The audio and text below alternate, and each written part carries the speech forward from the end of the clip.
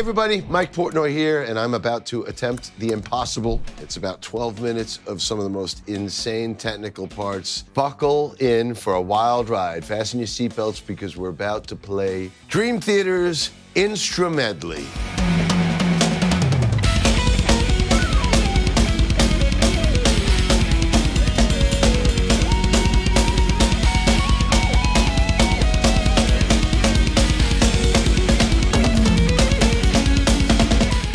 Myself and Dream Theater have had a long history with writing instrumentals. It's something that from the very first Dream Theater album, When Dreaming They Unite, we pretty much established that the instrumental format is something that we were very comfortable writing in. I had this idea on the 2004 tour to put together a medley of all these instrumental sections, and it was a real challenge to put together, a real challenge to learn, and a real challenge to execute. And now here, I'm gonna do the impossible, which is I'm gonna go back and play to the live recording, because we never did a studio version of this. This was just something we did live. And the Dream Theater Live at Budokan is where I am pulling these tracks from. So I'm actually gonna be playing along to those guys following me live. And we never played with the click live. So these parts are crazy enough to begin with. Even in their most controlled setting, it's an absolute brain fuck.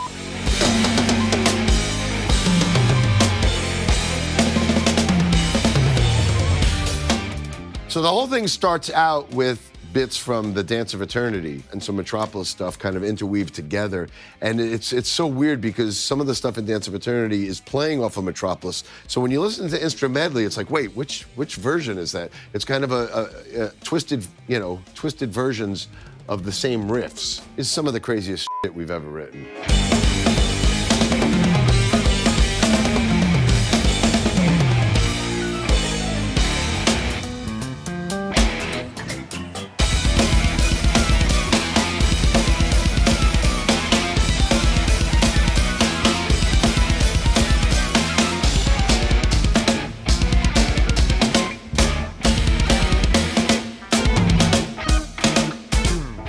Then we venture off into a wakeland with the instrumental Erotomania, which is a really cool riff in 5. Do a little bit of Erotomania, which also has this kind of classical section.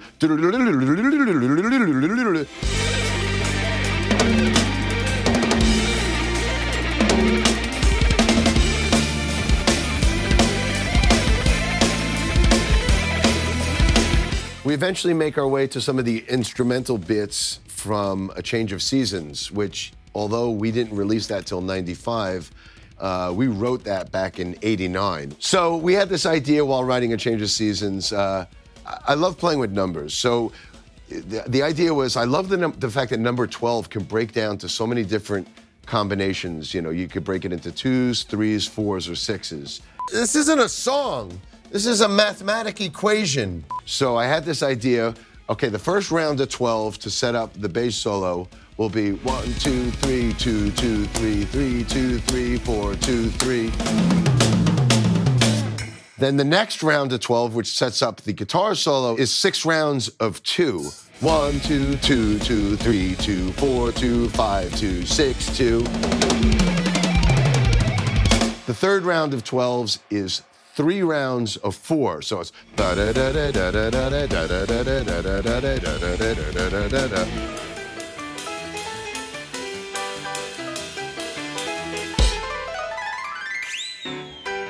and then the final round of 12s, which comes after the keyboard solo, is 2 rounds of 6.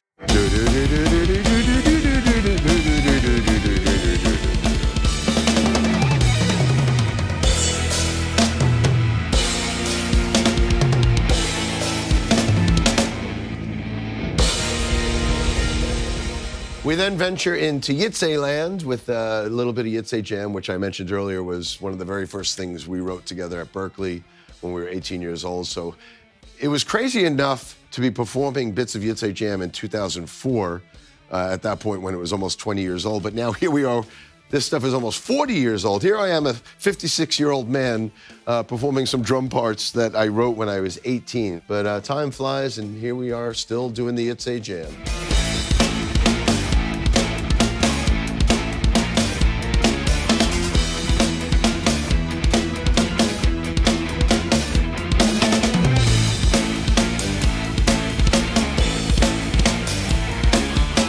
The next chunk is from Liquid Tension Experiment, AKA LTE, and we took 2 chunks from the first album and put them into this medley. So it starts with a bit of Paradigm Shift, which is what opens the very first LTE album.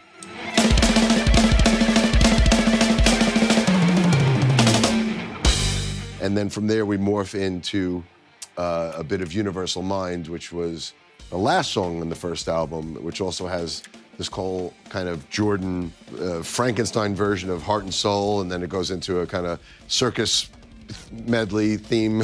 So anyway, LTE was, the perfect outlet for us to be able to tap into instrumental music because, with instrumental music, there's no limitations. There's no, you don't have to confine to a normal, song structure, and the sky's the limit. So that's one of the reasons we just love playing instrumental music.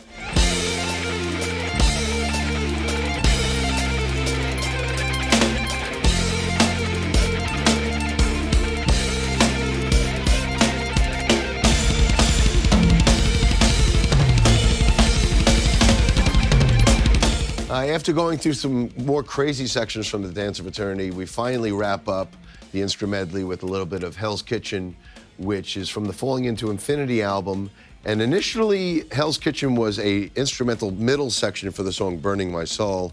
When we were doing the album, Kevin Shirley, our producer for that album, suggested pulling out the middle section and creating its own piece of instrumental music, which we ended up calling Hell's Kitchen. So this whole piece climaxes with the ending of Hell's Kitchen.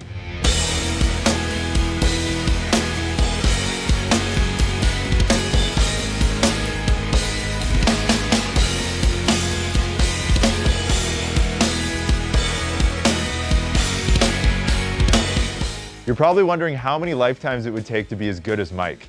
This song has odd time signatures, double bass, incredible independence, and if you try to tackle all of those at once, it'll be pretty overwhelming. But inside Drumeo, we have full courses on every one of these topics, so you know exactly what to practice and for how long. So click the link down in the description and you can try Drumeo free for 7 days.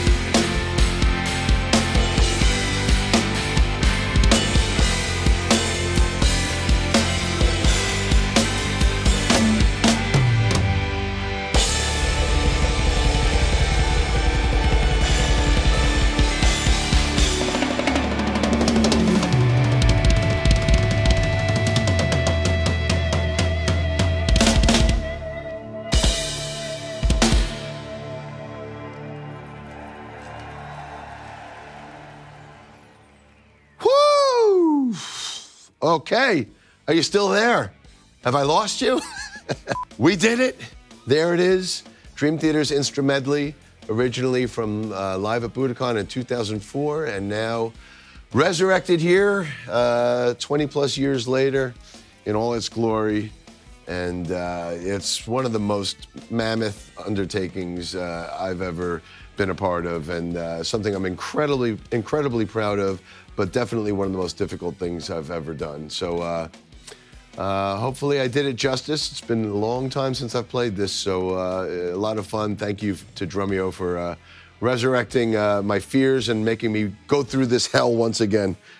All right, thank you for listening and watching.